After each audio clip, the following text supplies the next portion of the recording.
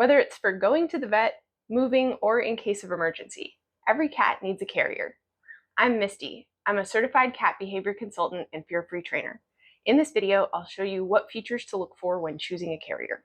We'll be looking at everyday carriers, not specialty carriers for hiking or for air travel. When you're choosing a carrier, there are some important features to look for. First, it needs to be secure.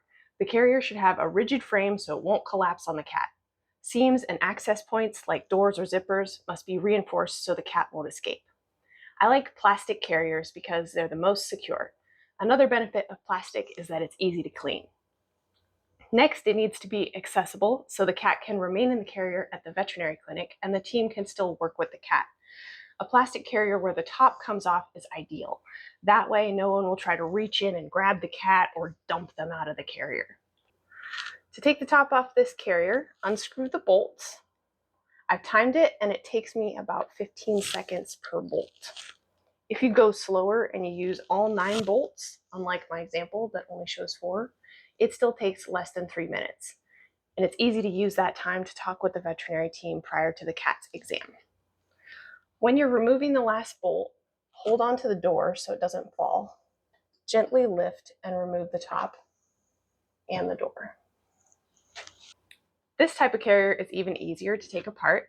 It's got clips on the sides that you can undo, like this.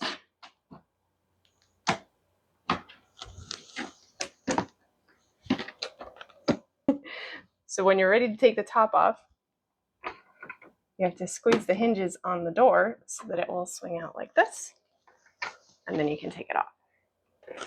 For a small cat, 10 pounds and under, I've found that the clips are sufficient.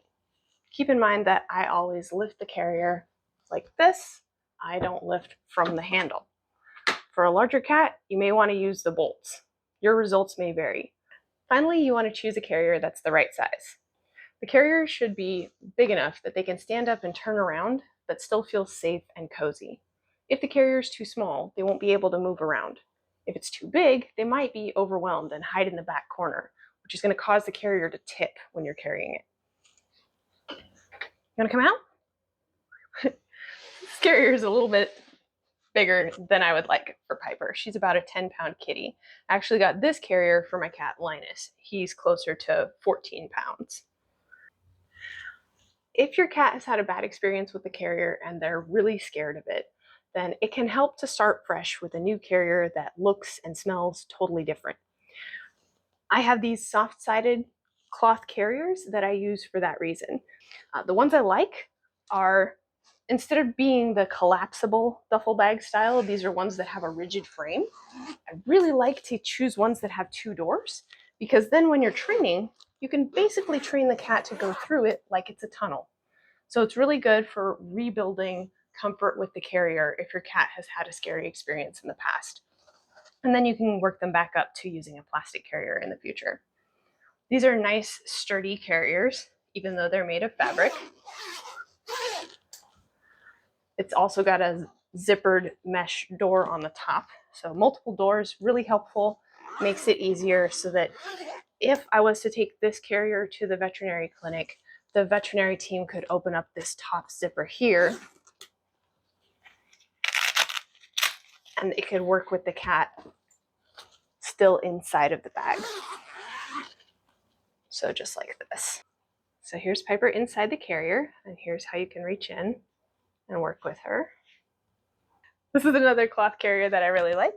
This is from the PetSfit brand. I found it online. It has doors in either end, but I actually don't want to undo this zipper because that does remove some of the support. So I use this one, this zipper in this end. Has the zipper in the top if you needed to reach in from the top. My favorite feature is this one. So it's got a front zipper that folds out. Makes a really nice place for them to lay and hang out and get comfortable. And then you can just fold this up when you're zipping it shut. So it's great for training a cat to get more comfortable around the carrier when they may not have been previously. As far as training a cat to get used to a carrier, getting them more comfortable with carriers in general, I like to choose ones that are just a little bit larger so it gives the cat room to stand up and turn around and move easily.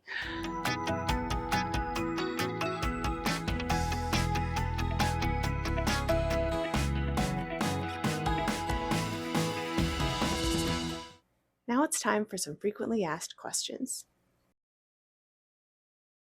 Does each cat need a carrier? Can I put multiple cats in one carrier? It's a good idea to have a carrier for each cat in case of emergency. One cat per carrier usually works best. We don't want the cats to fight if they get stressed. The exception would be if there are little kittens that keep each other company. For more personalized training, check out my website, fellowcreaturespets.com, or email me at fellowcreaturespets@gmail.com. Thanks for watching!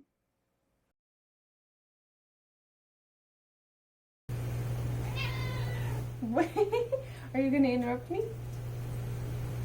Hey girl, you farted. That stinks. Phew, Pearl. Stinky farts.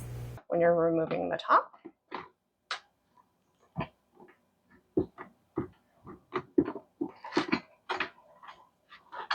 it might take a little bit of wiggling.